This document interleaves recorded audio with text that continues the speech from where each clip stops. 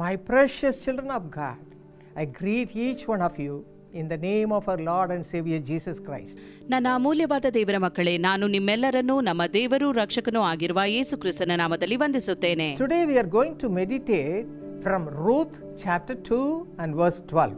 ನಾವು ಈ ದಿನ ರೂತಳು 2ನೇ ಅಧ್ಯಾಯ 12ನೇ ವಚನವನ್ನು ಧ್ಯಾನ ಮಾಡಲಿದ್ದೇವೆ.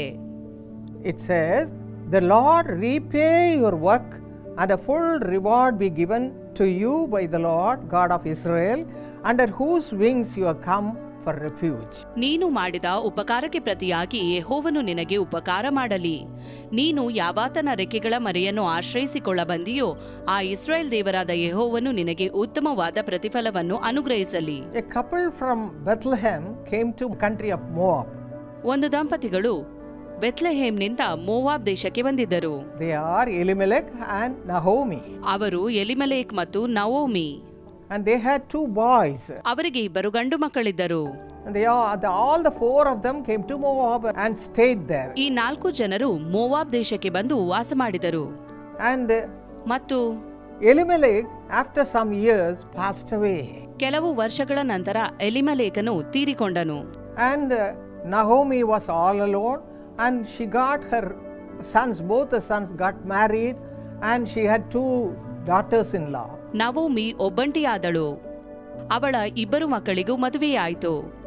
ಹೀಗೆ ಆಕೆಗೆ 2 ಸೊಸೆಯಂದಿರು ಇದ್ದರು.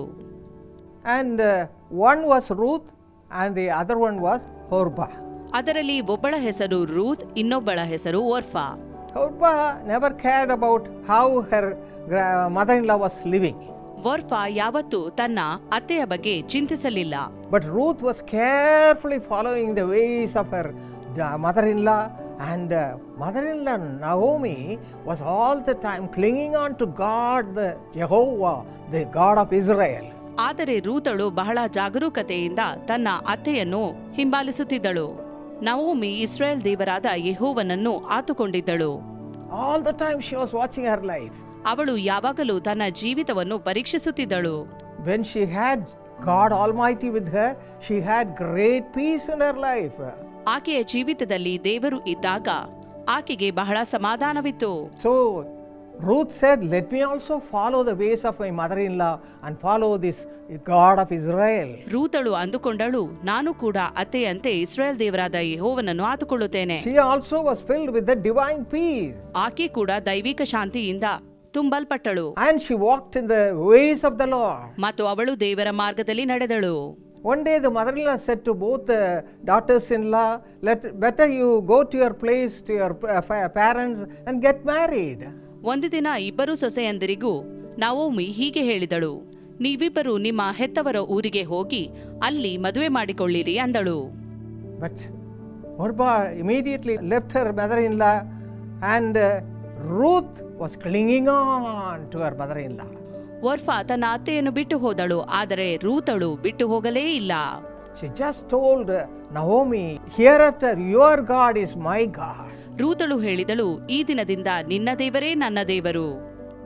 Hereafter I will follow him only. ಈ ದಿನದಿಂದ ಆತನನ್ನೇ ನಾನು ಹಿಂಬಾಲಿಸುವೆನು. Because I am watching how closely you are following that God Almighty.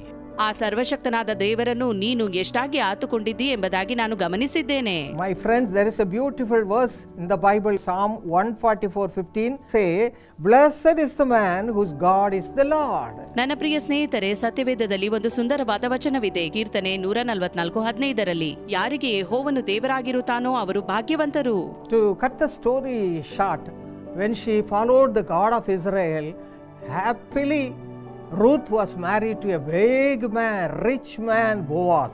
ಈ ಕಥೆಯನ್ನು ಸಣ್ಣ ರೀತಿಯಲ್ಲಿ ಹೇಳುವುದಾದರೆ, ಆಕೆ ದೇವರನ್ನು ಹಿಂಬಾಲಿಸಿದ ತರುವಾಯ ರೂತಳು ಮಹಾಪುರುಷನಾದ ಐಶ್ವರ್ಯವಂತನಾದ ಬೋವಜನಿಗೆ ಮದುವೆಯಾದಳು. And your name you can read in the chapter Matthew, 1st chapter. Among all the godly people, her name is there.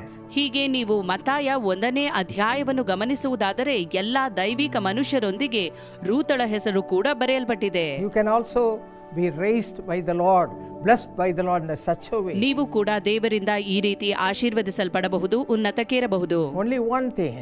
ಒಂದು ವಿಚಾರ ಮಾತ್ರ. You have to come under shelter of God Almighty.